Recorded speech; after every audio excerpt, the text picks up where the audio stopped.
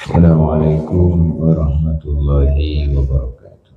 Waalaikumsalam.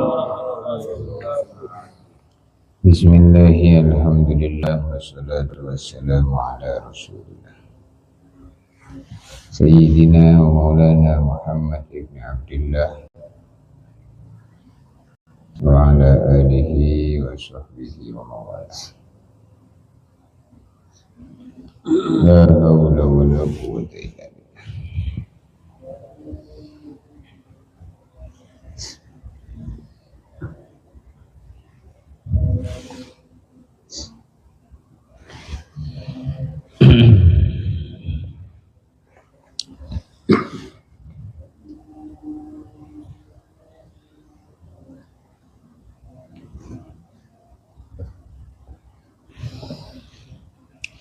Yundabu al-aqlu fi sawmi naflin walau mu'akkadan li irda'i dhit ta'am bi an syaqqa alaihi imsaku. Far'un cabangan pembahasan yundabu disunahkan. Al-aklu membatalkan puasa di saat kita puasa dengan memakan makanan fi shaumi naflin, yaitu ketika puasa sunnah disunahkan makan dengan membatalkan puasanya. Li'irba'i dhit-ta'am, untuk menyenangkan, memuaskan orang yang punya makanan, yaitu orang yang mengundang kita untuk hadir di jamuannya. Bi an syaqqa alaihi, sekiranya kalau kita tidak membatalkan puasa sunnah kita, menjadi berat bagi pemilik makanan, yaitu orang yang mengundang kita. Termasuk kalau misalnya kita puasa Senin Kamis, terus kita dapat undangan, sekiranya kemudian kita tidak makan makanannya, menjadi berat bagi tuan rumah. Itu sunnah membatalkan puasa itu, dan sudah dihitung pahala puasa sampai batas kita membatalkan itu. Ini kalau puasanya puasa sunnah, atau puasanya puasa wajib enggak boleh.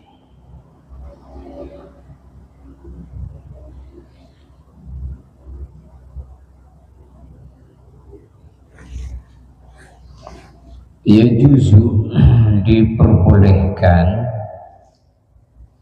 membatalkan sholat sunnah ketika ayah dan ibu kita memanggil kita. Ketika kita sedang sholat sunnah, ayah dan ibu kita memanggil kita, maka boleh dibatalkan sholat sunnahnya. Wala yajuzu fi sholatil fardhi, tetapi kalau sholat yang kita kerjakan itu sholat fardu, maka tidak boleh membatalkan sholat karena ibu atau ayah kita memanggil kita. Nah, kenapa dibedakan antara kalau sunnah, sholat sunnah ibu kita manggil kita boleh membatalkan? Karena kedudukan panggilan ibu atau orang tua kita lebih tinggi dibanding sholat sunnah, tapi tidak dibanding sholat fardu. Kalau sholat fardu tidak boleh dibatalkan.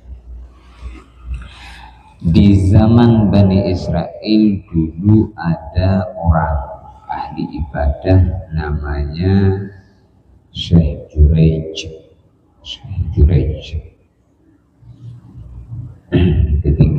kemudian suatu saat sedang sholat sunnah, ibunya memanggil.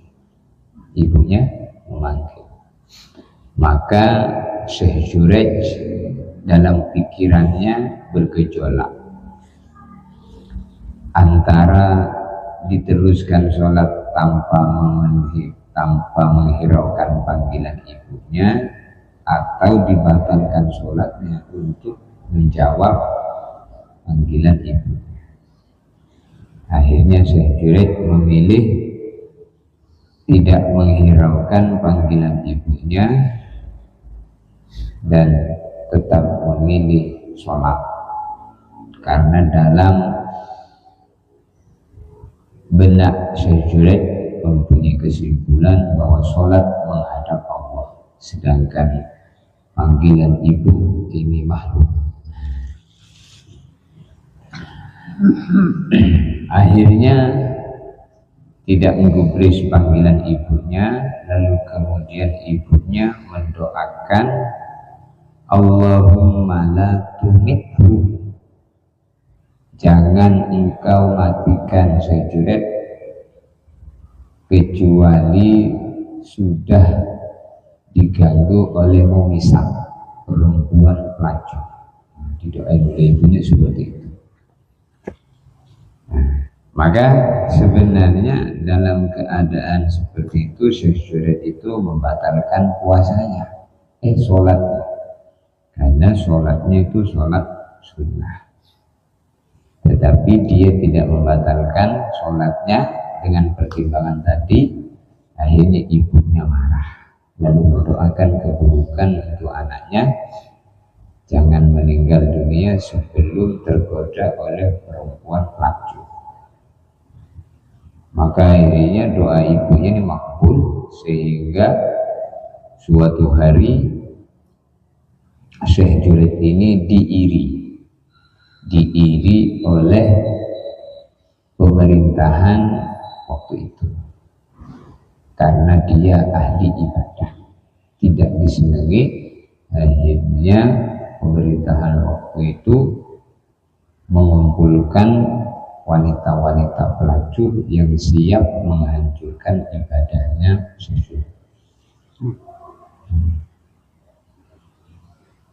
Maka kemudian ada satu orang wanita yang dia siap, lalu kemudian dengan bayaran yang besar kalau berhasil.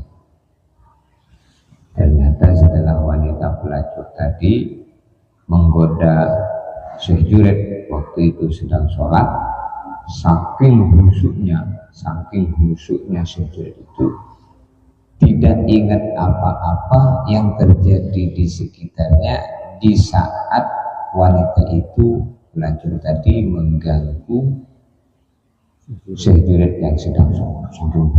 Jadi Syekh Jurej ini termasuk ulama ahli ibadah di zaman Bani Israel, bukan umat Nabi Muhammad.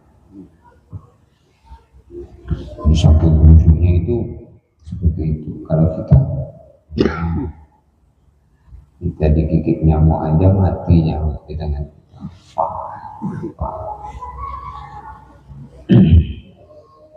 Akhirnya tidak berhasil wanita pelacur tadi, kemudian pulang dengan kecewa wanita tadi. Maka di tengah jalan ketemu dengan pengembala kambing. Terjadilah sesuatu dengan pengembala kambing itu, lalu kemudian wanita tadi hamil. Di saat hamil maka dia menghadap ke pemerintahan waktu itu dan dia keliling mengatakan bahwa bayi yang ada dalam perutnya itu adalah bayinya Syekh Jurej. Jadi difitnah. Jadi kalau orang ahli ibadah itu harus siap menerima tantangan. Semakin baik hubungannya sama Allah, semakin berat ujian. Tapi ujian-ujian seperti itu tidak akan diberikan kepada kekasih Allah, melainkan sudah ditakar oleh Allah kemampuan itu. Karena nggak mampu, nggak mungkin diberi.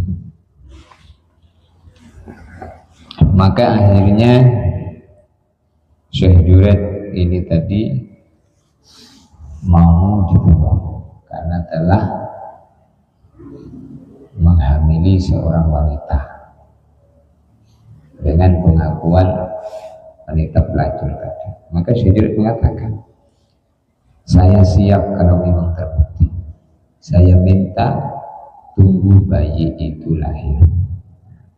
Nanti kalau bayi itu lahir, bawa bayi ke sini, saksikan di hadapan halayak, kumpulkan semua masyarakat. Saya akan buktikan bahwa saya tidak bersalah, kata Syekh Juret. Jadi Syekh Juret itu dia yakin ahli ibadah, orang taat sama Allah, berhubungan sama Allah pasti dibela oleh. Akhirnya sepakat, kemudian ditunggulah wanita itu sampai lahir. Setelah wanita itu lahir, dibawalah bayi itu dibawa di hadapannya Syekh Juret. Seluruh masyarakat dikumpulkan jadi satu di tanah lapang, bersaksi siapa yang apakah betul itu bayinya Syekh Juret. Setelah kemudian sudah kumpul semua, maka Syekh Juret dalam keadaan punya wudhu, sholat hajat. Setelah sholat dia pergi untuk dibawakan bayi itu ke hadapan. Disaksikan orang banyak. Maka oleh Syekh Juret ditanya bayi, wahai bayi, bersaksilah kamu, jangan bohong. Kamu anak siapa? Kata Syekh Juret. Setelah kamu anak siapa, ditusuk pusarnya bayi itu dengan jari telunjuknya saja. Jadi tusuk itu dipegang. Ketika dipegang, dipencet itu awalnya pusarnya itu, ngomong bayi itu. Kata bayi itu, saya adalah anak dari tukang pengembala kambing. Ketika ibu saya tidak berhasil menggoda tuan, pulanglah dia, lalu terjadilah dengan pengembala kambing, sayalah anaknya. Aku semua. Maka dalam riwayat disebutkan ada 4 bayi yang berbicara di saat kecil. Yang pertama bayinya Masito. Masito itu siapa? Masito itu tukang nyisir rambutnya anak perempuannya Fir'aun. Benar dengar? Belum ya? Jadi ketika Isra Mi'raj di perjalanan dari Masjidil Haram ke Masjidil Aqsa, baginda Nabi mencium bau yang sangat wangi. Maka Nabi tanya kepada malaikat Jibril, bau siapa ini? Maka Jibril menjawab, ini bau Masito. Jadi wanginya Masito. Jadi Masito itu tukang nyisir perempuan, anak perempuannya. Suatu hari ketika nyisir rambutnya itu, sisirnya jatuh. Maka Masito mengatakan, Ta'isha Fir'aun, celaka Fir'aun, manusia yang disembah. Maka anak perempuan saudari Fir'aun dia mengatakan, apa kamu punya Tuhan selain bapak saya? Kata, bukan. Kata anak perempuannya Fir'aun kepada Masito ketika rambutnya sisirnya jatuh, sisirnya Masito ketika nyisir rambut putri Fir'aun itu jatuh, maka Masito mengatakan, Ta'isha Fir'aun, celaka Fir'aun, manusia yang disembah. Karena Fir'aun itu ngaku Tuhan, maka orang-orang menyembah Fir'aun. Sehingga Masito ini tidak nyembah Fir'aun, dia nyembah Tuhannya Nabi Musa. Maka ketahuan oleh perempuannya, anak perempuannya Fir'aun, apa kamu punya Tuhan selain bapak saya? Ketika sisirnya jatuh putus, maka Masito mengatakan, Tuhan saya, Tuhan kamu, Tuhan bapak kamu, dan Tuhan kita semua adalah Tuhannya Musa. Nabi Musa maksudnya. Saya laporkan kamu sama bapak saya, kata putrinya Fir'aun. Maka akhirnya dilaporkan, kemudian ditangkap, dan keputusan Fir'aun Masito digoreng hidup-hidup. Ini penting kamu cerita seperti ini, jangan sampai sepanjang hidup kita tidak pernah dengar sejarah. Maka akhirnya hukumannya digoreng. Nah, Masito ini punya anak bayi waktu itu. Waktu mau digoreng itu dia punya anak bayi. Maka akhirnya bayinya ngomong sama Masito ibunya ketika mau digoreng itu. Kata bayi, ibu lebih baik digoreng oleh Fir'aun daripada digoreng di neraka. Akhirnya digoreng di Fir'aun Masito. Jadi bayinya Masito ngomong di saat waktu kecil. Kemudian yang kedua, bayinya Nabi Yusuf. Bayi Nabi Yusuf maksudnya ketika Nabi Yusuf difitnah oleh Zulaikha bahwasanya dia yang berniat jahat kepada Zulaikha, padahal sebenarnya bukan. Zulaikha lah yang berniat, yang berhasrat kepada Nabi Yusuf.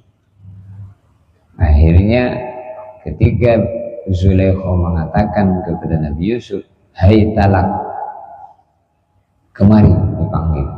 Ya, Zulaikha memanggil, hai talak, kemari. Maka Nabi Yusuf alaihissalam lari, tidak mau memenuhi ajakan Zulaikha. Maka dikejar oleh Zulaikha. Akhirnya Nabi Yusuf ditarik bajunya dari belakang, sobek. Sampailah Nabi Yusuf di pintu rumah. Ketika hendak keluar, di balik pintu ada suaminya Zulaikha, namanya Kiptir Aziz. Maka ketika kepergok itu, Zulaikha mengatakan, apa balasan untuk seseorang yang ingin mencelakakan istrinya? Kata Zulaikha kepada suaminya. Kata Yusuf diam. Kata almarhum Syekh Zaron dulu ketika ngaji bersama beliau tentang ayat ini, jadi kalau orang itu punya prinsip seperti Nabi Yusuf, benar difitnah, nanti Allah akan datangkan pembela. Betul. Akhirnya kemudian di saat dituduh begitu, Nabi Yusuf diam, maka di kerajaan itu ada bayi yang ngomong, tengok baju Yusuf, kalau sobek dari depan, Yusuf yang salah karena dia menyerang, ditarik oleh Zulaikha bajunya dari depan. Tapi kalau baju Yusuf sobek dari belakang, maka Yusuf yang benar karena dia itu lari, ditarik dari belakang. Nah, itu bayi itu yang setelah ditengok bajunya Nabi Yusuf itu sobek dari belakang, maka suaminya Zulaikha dia tahu, tetapi karena malu, seorang istri raja berhasrat kepada budaknya, karena waktu itu Nabi Yusuf adalah budak yang dibeli oleh Kiptir Aziz dari kafilah yang mendapatkan Nabi Yusuf di Sumur. Jadi Nabi Yusuf ini putranya Nabi Yakub yang kemudian dari kecil sudah tidak disenangi oleh saudaranya sehingga dibuang ke dalam sumur. Dalam sumur itulah ditemukan oleh kafilah yang ingin ngambil air di sumur itu, menurunkan timbanya, sudah kehausan di padang pasir itu, ingin cari air nggak dapat. Ketika dia menurunkan timbanya, ketika ditarik terasa berat, maka mereka senang dapat air. Ternyata setelah diangkat bukan air, malah Nabi Yusuf alaihissalam. Bukan bayi, Nabi Yusuf sudah besar. Jadi bayinya ini yang bersaksi tadi. Dibawalah Nabi Yusuf oleh Kiftir Aziz ke kerajaan. Disitulah Nabi Yusuf hidup, berkembang menjadi orang dewasa. Jadi yang kedua adalah saksinya Nabi Yusuf, bayi yang menjadi saksi untuk Nabi Yusuf. Kemudian yang ketiga, bayinya Nabi Isa, bayinya Nabi Isa.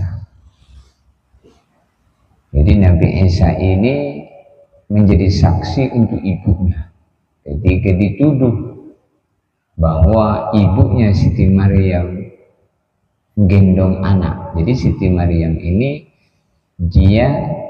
beliau salah satunya perempuan yang hamil tanpa proses pernikahan, ditiup ruh oleh Allah kemudian hamil, dan prosesnya singkat. Kehamilan itu setelah hamil dan langsung lahir.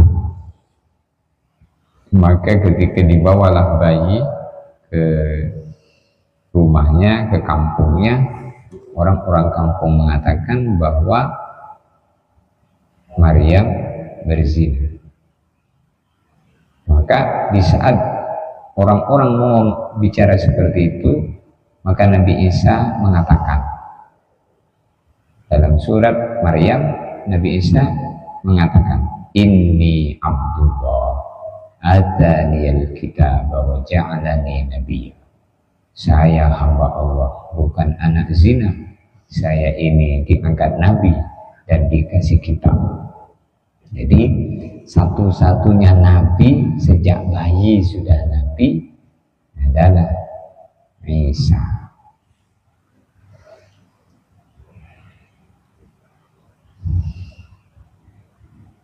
Kemudian yang keempat, bayinya Syekh Junaid.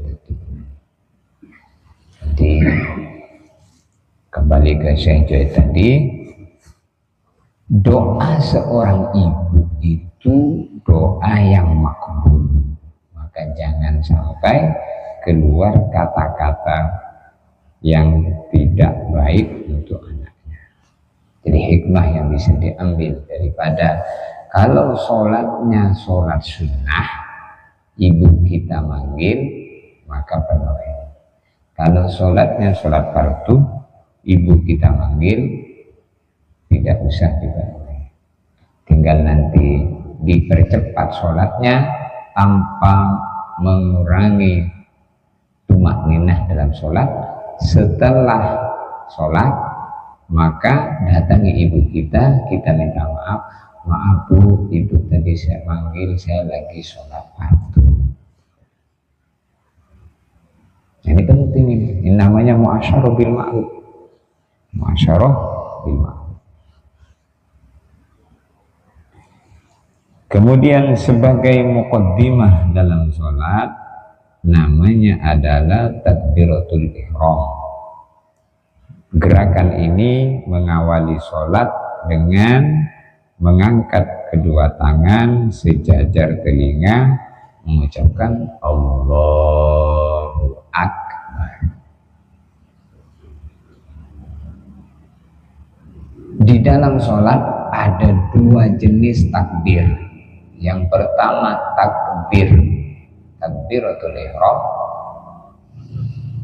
itu rukun sholat. Takbiratul ihram itu rukun sholat. Jadi takbir yang wajib di dalam sholat itu cuma satu, yaitu takbiratul ihram, sebagai pembuka atau mengawali sholat, mengucapkan Allahu Akbar sambil ngangkat kedua tangan sejajar dengan telinga. Ngangkat tangan itu sunnah. Yang menjadi takbiratul ihram hanyalah lafaz Allahu Akbar. Seandainya ada orang ketika takbiratul ihram tidak angkat tangan, hanya dia membaca Allahu Akbar, takbiratul ihramnya sah karena ngangkat tangannya itu sunnah. Jadi yang wajib itu lafaz takbir tadi, Allahu Akbar. Lafaz itu tidak boleh diganti dengan lafaz lain walaupun maknanya sama. Berarti Allahul Azim, tidak boleh. Harus Allahu Akbar. Harus lengkap tasdidnya, panjang pendeknya, maforijul hurufnya, lafaz Allahu Akbar. Seandainya ada orang mengucapkan takbir tidak pas, misalnya mbaknya dipanjangin Allahu Akbar, maka takbiratul ihramnya tidak sah karena bak tidak panjang. Adapun kemudian dia memanjangkan lafaz Allah, Allahu Akbar, kalau sampai pada batasan yang tidak ada satupun imam qurra, imam qiraat yang memperbolehkan panjangnya, maka bermasalah. Untuk itu ketika takbiratul ihram itu kan kita sekaligus mengerjakan rukun yang kedua, yaitu niat, dibarengkan dengan hamzahnya lafaz Allah dalam takbir itu. Ketika nyebut Allah, di hati langsung jalan niatnya. Niatnya itu saya sengaja sholat maghrib. Maka yang dimaksud itu bukan membaca niat dalam hati. Kalau membaca itu ya panjang, tapi istidharun niat fil qalbi, menghadirkan globalnya niat di dalam hati, sehingga Allahu Akbar.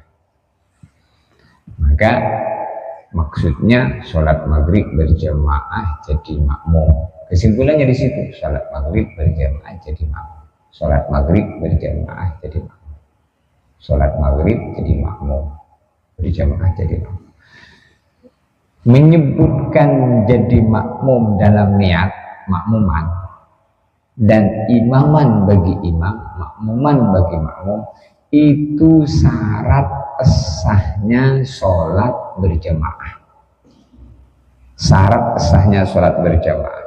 Seandainya ada orang sholat berjamaah itu ketika niat tidak menyebutkan makmuman yang makmum, tidak menyebutkan imaman yang imam, maka sholatnya sah tapi tidak mendapatkan fadilah berjamaah, karena berjamaahnya batal.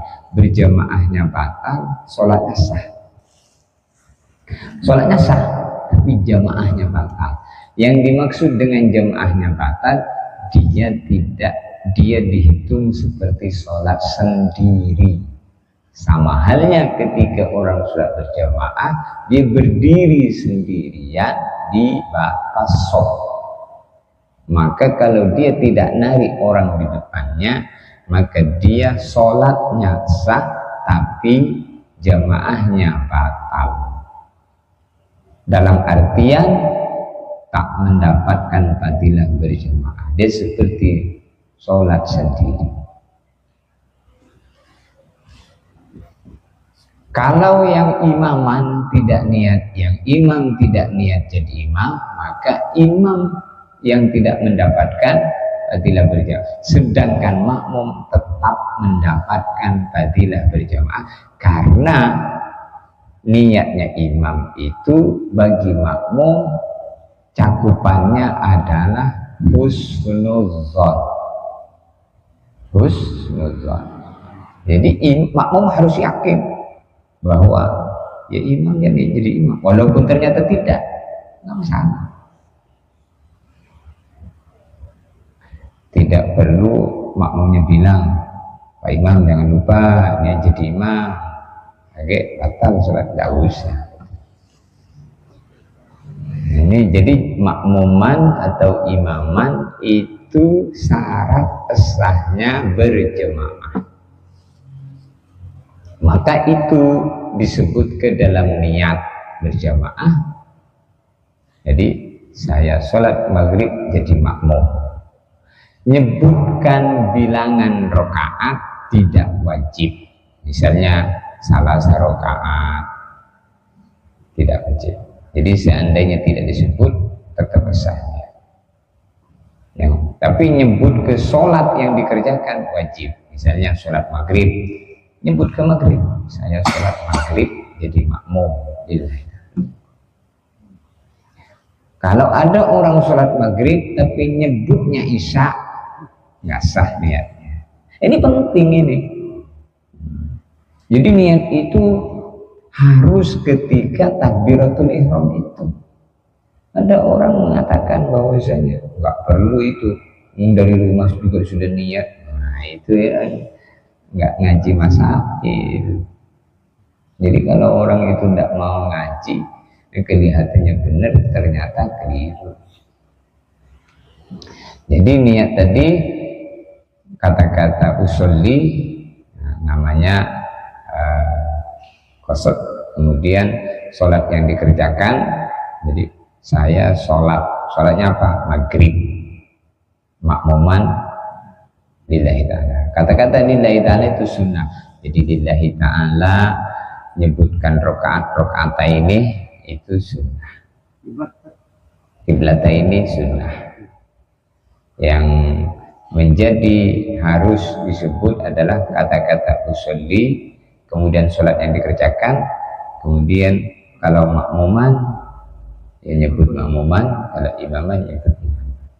Rakaataini mustaqbilal qiblati adaan lillahi ta'ala sunnah. Walaupun sunnah, cakupannya itu harus disebut. Jadi kalau istihdor menghadirkan globalnya itu lebih simpel dibanding membaca. Jadi maksudnya itu bukan membaca. Kenapa ada orang takbirnya panjang? Karena dia membaca artinya. Maka kalau sampai panjangnya takbir melebihi batas panjangnya mat tobi'i, karena kan dalam membaca itu kan diatur pakai ilmu tajwid namanya. Mat tobi'i panjangnya 1 alif 2 harakat. Jadi Allah itu mat tobi'i. Allah, panjangnya Allah itu tidak boleh terlalu panjang sampai melebihi sebagaimana batas panjangnya mat wajib atau mat jaiz, tasil atau mufassal. Itu takbiratul ihram. Jadi lafadznya itu harus Allahu Akbar. Hurufnya harus pas. Tidak boleh berubah. Misalnya Allah, jadi hamzah dibaca ain. Allah, itu tak sah lagi. Atau lamnya miring. Allah ada. Nah kalau orang itu bisanya cuman itu, maka sah untuk dirinya, tapi nggak boleh jadi imam. Jadi kalau misalnya ada orang bisanya itu, ya jangan jadi imam, jadi makmum aja. Kalau jadi makmum boleh sah. Yang bermasalah itu kadung jadi imam, bacanya bledor-bledor, mau diganti nggak mau, karena dari dulu aku sih. Mufaraqah kita. Ya, kalau mendapatkan imam yang membatalkan bacaannya itu batal, Nah, suruh ganti yang lain tidak mau, memang kebanyakan tidak mau. Kenapa? Gengsi. Itu bahaya kalau sudah patokannya gengsi. Jadi intinya hurufnya harus makhorijnya pas. Allahu Akbar, Allahu Akbar. Itu takbiratul ihram. Selain takbiratul ihram, lafaz takbir yang diucapkan di dalam sholat itu namanya takbir intikal.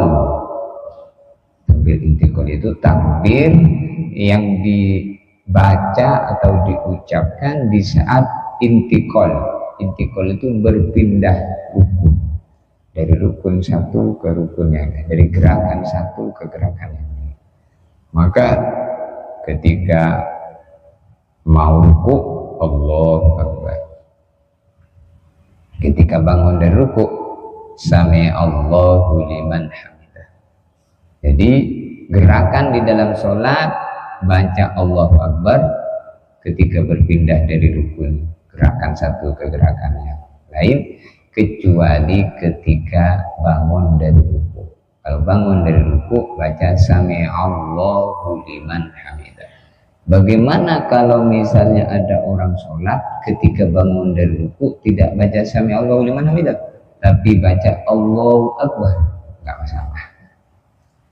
Tidak masalah. Saya pernah di mana itu waktu Nasrullah di Bukaret masuk itu Suraya. Ya, pokoknya sekitar itu. Jadi saya jadi makmum ketika dia imamnya tadi sami Allahu liman hamidah, dia tidak sami Allahu liman hamidah lain, tapi sami Allahu liman hamidah. Dan kenapa? Karena semuanya Allahu Akbar, Allahu Akbar, Allahu Akbar. Sami Allahu liman hamidah. Dar. Ini orang enggak paham agama. Jadi bukan sami Allahu liman hamidah. Mestinya kan pakai ha. Sami Allahu liman hamidah. Artinya Allah Maha mendengar pujiannya hamba yang memuji kepadanya, maka kamilah bagian dari hambamu yang memujimu, jadikanlah diriku hamba yang terpuji di sisimu. Itu artinya sami Allahu liman hamidah. Jadi semakin kita ngerti maksud daripada arti bacaan dalam sholat, disitulah semakin mudah khusyuk sehingga naik mutu sholatnya. Sami Allahu liman hamidah pakai ha, bukan pakai ro. Sami Allahu liman hamidah. Lalu gimana sholatnya? Gak apa-apa, karena sami Allahu liman hamidah itu bukan rukun, itu sunnah, namanya sunnah hayat. Jadi dalam sholat itu ada rukun, ada sunnah. Nah, rukun ada dua, rukun qauli, rukun fi'li. Yang sunnah ada dua, sunnah abad, sunnah hayat. Dalam kitab I'anatul Talibin disebutkan, kalau ada orang sholat maka wajib tahu dari gerakan dan bacaan sholat itu, wajib tahu mana yang wajib yaitu rukun, mana yang sunnah. Kalau sampai mengatakan bahwa meyakini bahwa yang wajib itu sunnah, sholatnya batal. Tapi kalau dia punya keyakinan bahwa yang sunnah itu wajib, bahkan dia nganggap semua wajib karena tidak bisa membedakan mana yang wajib mana yang sunnah, sudah aku mau kerjakan penuh semuanya karena itu wajib, maka nggak masalah. Tapi kalau sampai karena tidak tahu sehingga punya keyakinan bahwa yang wajib itu sunnah, seperti misalnya baca surat Al-Fatihah. Surat Al-Fatihah itu sunnah, yang wajib itu doa iftitahnya itu, karena dia dibaca setelah takbir langsung. Ada orang mengatakan gitu. Jadi yang wajib katanya doa iftitah, karena itu dibaca setelah takbir langsung. Setelah takbir langsung baca itu. maka karena wajib itulah yang diutamakan dibaca sebelum Fatihah. Kalau Fatihahnya sunnah, nah ini bermasalah. Jadi berarti dia punya keyakinan bahwa Fatihahnya sunnah, doa iftitahnya wajib. Padahal doa iftitahnya yang sunnah, Fatihahnya yang wajib. Jadi kalau ada orang sholat punya keyakinan bahwa yang wajib itu sunnah, yang sunnah itu wajib, maka bermasalah. Tapi kalau dianggap apa namanya yang sunnah wajib semua, tidak masalah. Tapi kalau wajib dianggap sunnah, masalah. Jadi disinilah yang ditunjukkan bahwasanya shollu kama ro'aitumuni usolli. Sholatlah kalian sebagaimana kalian melihat Nabi sholat. Maka itu maksudnya gimana? Orang tidak pernah melihat Nabi sholat, suruh sholat sebagaimana sholatnya Nabi. Maka itulah pentingnya sanad keilmuan. Bahwasanya urusan sholat itu jangan sampai kita ngertinya berdasarkan dari panduan buku sholat, tuntunan sholat yang kita beli di kaki 5. Masya Allah, kita bersyukur dengan dakwah inilah kita jadi sholatnya itu bersama orang-orang yang punya guru. Sehingga kalau orang India itu, kenapa kalau jamaah dibentuk harus ada ustadznya? Nah, supaya yang awam belajar, itu maksudnya. Enak, ya. Kalau kita di satu tempat, nah imamnya negara diganti kan, sudah kita itu tempat lain aja, masjid lain aja itu seragam. Imamnya di tempat itu sekarang diganti, sedangkan bacaannya bermasalah kan, baik Fatihah maupun ayatnya. Nah kita nyingkir bela masjid itu. Masalah tak bagi gitu. Iya, itu yang bagus. Kalau sudah dengan, makanya cara ngingatinya itu bagus didudukkan di musyawarah. Jangan kita yang ngomongin. Kalau kita yang ngomongin dia tidak percaya, maka dibuatlah pengajian di situ, disampaikanlah tertib jadi imam. Kalau sudah cara-cara itu mentok sudah semua dengan segala macam cara, tidak bisa, ya apa boleh buat, daripada kita sholatnya rusak bermakmum kepada. Itulah yang ditunjukkan la ta'ata di makhlukin fi maksiatil khaliq. Tidak boleh taat ikut imam yang keliru dalam urusan itu maksiat kepada Allah. Tidak baik hubungan biasa-biasa kan ya urusan yang lain harus lain. Jadi itu dalam urusan jadi imam yang kemudian tak layak dengan segala macam cara untuk menggantikannya, tetap dia tidak mau, ya sudah, al-imamu dhamin, imam itu menanggung. Namun bagi makmum tidak sah bermakmum kepada. Jadi orang itu ada dua. Yang pertama qori, yang kedua ummi. Qori itu orang yang bacaan Fatihahnya bagus, betul. Kalau tidak bagus namanya ummi. Nah, di dalam sholat berjamaah tidak sah qori bermakmum kepada ummi. Maksudnya orang yang bagus bacaannya bermakmum ke yang tidak bagus bacaannya, ini nggak sah. Makanya tadi harus niat mufaroqah di saat tiba-tiba di tengah-tengah sholat tahu. Adapun memang setiap hari sudah tahu, memang dia tidak perlu niat mufaroqah. Memang dia tidak boleh niat jadi makmuman, hanya sholat sendirian mengikuti gerakannya. Dan ini ikhtilaf ulama, ada yang mengatakan tidak boleh. Jadi kalau sudah tahu sebelumnya, maka tidak ada niat mufaroqah. Niat mufaroqah itu ketika tiba-tiba tahu di tengah-tengah sholat bermakmum. sebelumnya mengira bagus bacaannya, makmum zuhur asar tadi, pas maghrib ketahuan. Nah, disitulah niat. Jadi hubungan antara imam dan makmum ini adalah hubungan gambaran kehidupan. Jadi harus ada imam, selain imam itu makmum. Maka imam itu kalau di suatu negara presiden, ada imamnya, ada presidennya. Maka presiden ini harus bisa adil sebagai, dan dia harus ahli untuk jadi imam. Kalau dia tidak ahli jadi imam, terus kita memilihnya, maka kita dapat dosanya. Nah, itulah pentingnya ketika memilih pemilihan umum di situ. Jadi betul-betul kita pastikan secara husnuzonnya kita itu dia bisa, dia mau.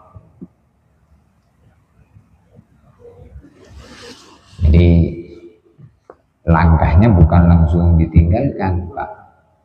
Dimusyawarahkan dulu, bagus dibuat pencerahan di situ, pengajian.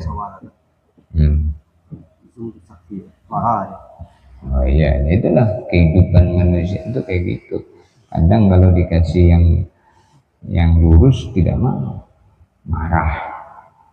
Bagi kita nggak usah tersinggung. Memang kita berhak menyampaikan, tapi ketika kemudian apa yang kita sampaikan tidak diterima, itulah sikap Nabi. Ma'ana illa mubaligh. Saya hanya menyampaikan, kamu tidak mau, saya akan sampaikan lagi. Wijahad labulahab. Ma'ana illa mubaligh. Maka dengan ngaji-ngaji masail ini pelurusan dimasakkan. Makanya ini banyak ustadz di pondok ini, Pak, yang belum ada masail. Kalau di mana tadi? Di dalam mau dibuat masail, mungkin insya Allah sama Pak Haji, ya nanti ditentukan ustadznya. Ini penting, ngaji masail ini bukan perkara kecil. Kalau orang nggak mau ngaji masail, udah nyeleneh itulah itu. Insya Allah. Ya, mudah-mudahan sedikit ini masih banyak yang mau disampaikan. Tapi batasnya waktu, kita lanjutkan pada waktu selanjutnya minggu depan. Mudah-mudahan ada umur. Inilah namanya nyambung umur. Man mata murabito ujriya marila yang miliknya. Siapa meninggal dunia dalam keadaan nyambung umur, misalnya sekarang kita ngaji, alhamdulillah, minggu depan pengen ngaji lagi, ternyata minggu depan tidak sampai umurnya. Ini hadis, man mata murabito ujriya maulila, itu ngaji terus sampai hari kiamat. Kita sholat maghrib, ingin sholat isya, ternyata belum isya mati, itu sholat terus sampai hari kiamat. Habis dakwah ini 40 hari, ingin lagi nanti kalau wafsi, niat lagi keluar, kapan begitu waktunya, belum nyampe ke yang diniatkan, mati, dihitung dakwah terus sampai kiamat.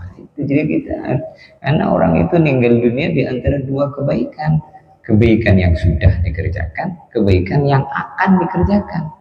Kalau tidak habis maghrib sebelum isya, ya habis isya sebelum subuh.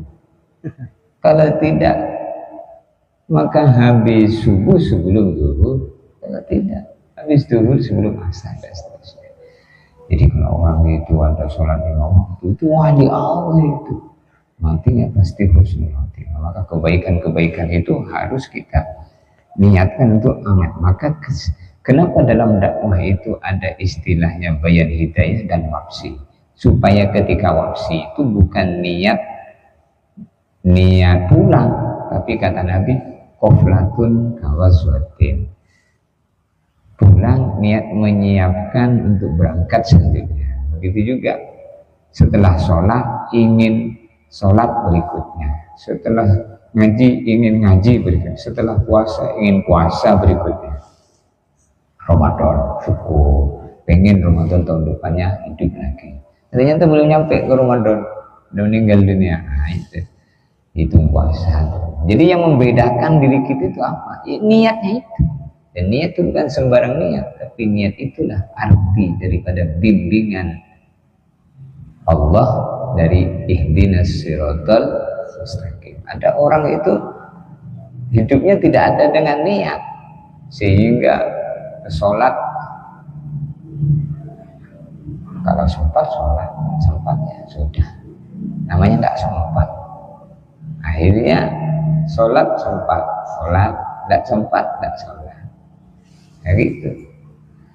Alhamdulillah, mudah-mudahan Allah terima kita. Subhanallah bihamdihi, subhanakallahumma bihamdika, asyhadu an la ilaha illa anta, astaghfiruka wa atubu ilaik.